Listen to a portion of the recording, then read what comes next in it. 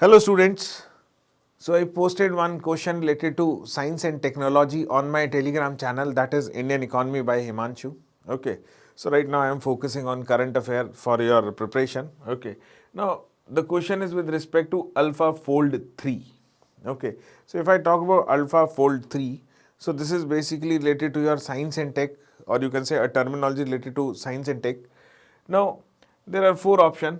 Okay, it synthesizes proteins in the lab. No.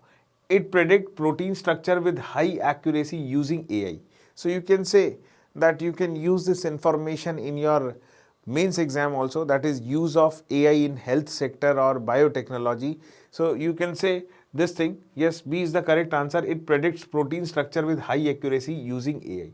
It decodes human DNA sequence. No, this is not the answer. It developed new vaccine without lab trials. No. Okay, so answer is B. So correct answer is B. That is, it predicts protein structure with high accuracy using AI.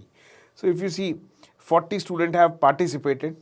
So out of that, 47% has given a correct answer.